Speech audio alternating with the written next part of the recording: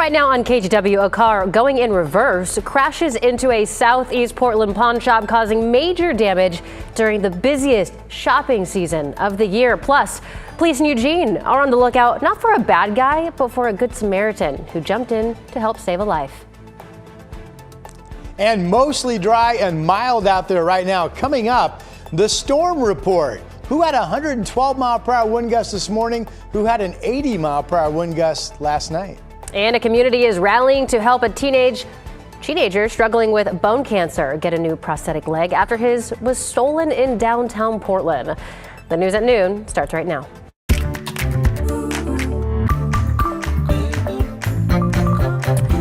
Thank you for joining us this afternoon on China Green. We are tracking the aftermath of last night's windstorm that knocked out power to nearly 20,000 people from the coast to the valley, another 150,000 in western Washington. We do have the Pacific Power and PG outage maps to show you right here side by side. Now, at its peak earlier this morning, over 17,000 Pacific Power customers were without power. PGE, just over 1,800 customers were without power. And we did see a few trees and power lines down across the region too, like the scene in Vancouver where crews cleared a tree that fell along Northwest Lincoln Avenue. So that storm has now moved out, but I do believe I have been seeing sun come in and out of the newsroom behind you. It was amazing how quickly the rain ended this morning. And in a period of about 2 hours, we went from winds gusting near 40 miles per hour to no wind at all as we got into the sunrise hours this morning. There are some showers up around the Cascades and even some low clouds producing a touch of rain along the Central Coast. But really, overall, it's really nice and mild out there. I mentioned the wind report at the top of the show. It was the Astoria-Meckler Bridge that reported an 80-mile-per-hour wind gust last night at 1 a.m. Most of the winds and the heaviest rain was between midnight and 3.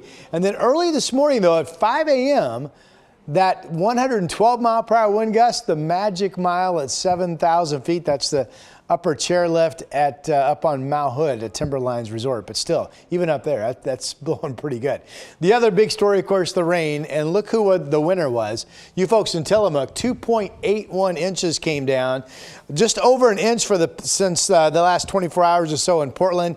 Eugene over an inch. Vancouver 1.30. And you folks in Kelso picking up over an inch from all that as well. I mentioned some light rain being reported along the coast. Here's Lincoln City, Chinook Winds Casino Resort. Downtown Portland, though, we are all dry. And we are 1 degree off of the record for today.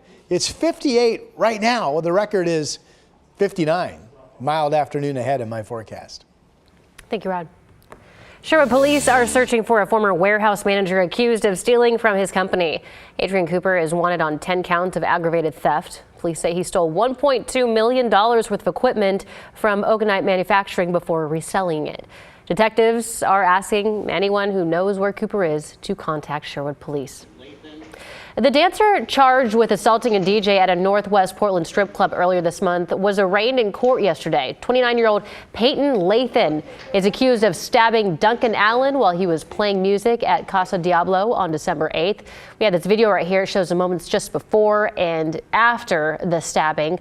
Court documents say officers found Lathan hiding in the bushes outside the club with 2 small knives nearby. She's being held without bail while facing multiple charges, including attempted first-degree assault.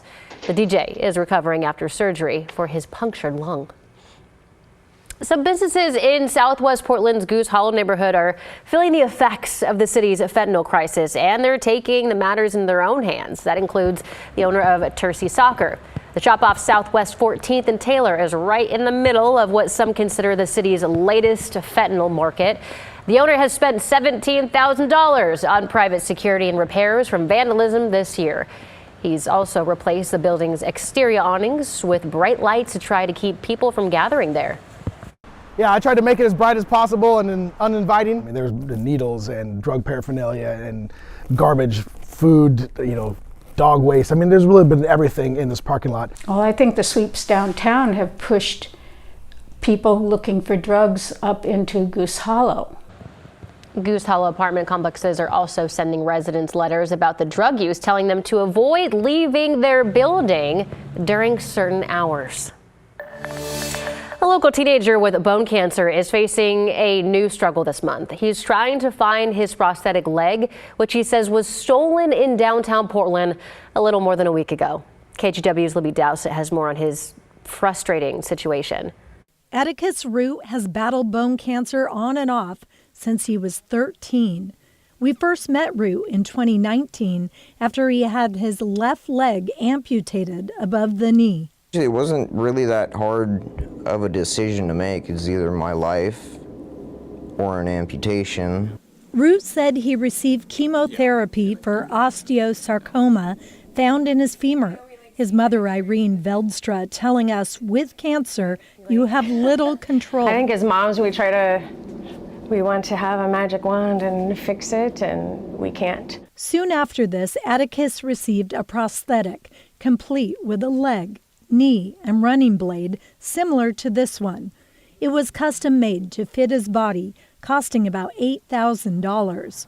It also came as a huge disappointment when the family says someone broke into his car in downtown Portland as Atticus was having dinner nearby. They popped the trunk and his leg was in the trunk, and that got stolen along with some of his work equipment. His welding bag that he had for work and stuff got stolen as well. Atticus's uncle, Joshua Veldstra, and his wife set up a GoFundMe page to help cover the costs of a new prosthetic, knowing it's one small thing they can do to help. He was starting to feel a lot better with everything, with his leg, and it's just it just seems like you can't catch a break type of situation. Libby Dowsett, KGW News. Here's a look at some national headlines this afternoon. The House Ethics Committee will release its report on former Congressman Matt Gaetz. The report stems from a multi-year investigation into Gaetz following allegations of sexual misconduct and drug use. Gaetz responded online denying criminal wrongdoing, but admitted to past excessive partying. The Supreme Court will hear arguments next month on the law that could ban TikTok in the U.S. if its Chinese parent company doesn't sell it.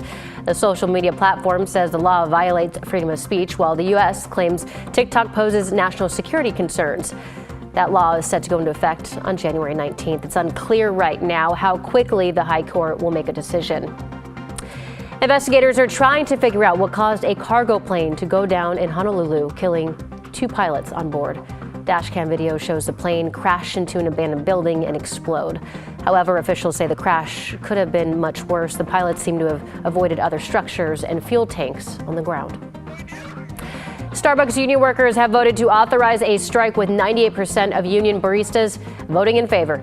It comes ahead of the final bargaining session this year, as the union claims Starbucks hasn't addressed pay or benefits.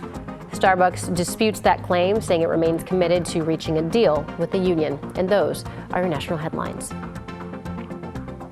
In Washington, to make up for a projected $12 billion budget shortfall over the next 4 years, outgoing Governor Jay Inslee is suggesting a mix of new taxes and cuts to state spending. So Inslee's plan includes first of its kind tax here, seen nowhere else in the country. It's 1% wealth tax for states' richest residents, people with more than $100 million in worldwide assets. Now, the tax would only impact a few thousand people, but aims to raise billions of dollars. I consider this a relatively modest tax. It is one that I can fairly assure would not affect the living standards of anyone with over $100 million of assets. And I am fairly confident that their wealth will continue to grow after this tax. Governor Inslee also proposed a 1-year increase on the state's business and occupation tax for any businesses that make more than $1 million a year. The Portland City Council held its final meeting this morning before transitioning to a new form of government. The new City Council will be sworn in tomorrow, and the city says it spent 2 years preparing for the transition to a larger government. Mayor Ted Wheeler and Mayor-elect Keith Wilson say the transition has gone smoothly. Wilson, already working from his city office, has been part of the meetings and briefings to get up to speed. In the new City Hall, the mayor and city administrator will handle operations while the City Council controls the budget. 2 weeks ago, Wilson said that he's confident that the council is united in tackling homelessness through overnight shelters. Wheeler also said the transition is going better than expected. We're farther along than I thought we would be. at this point in the transition process. It has gone better than I expected, with fewer hitches than I expected. Wheeler added that the transition has been supported both inside City Hall and by the community.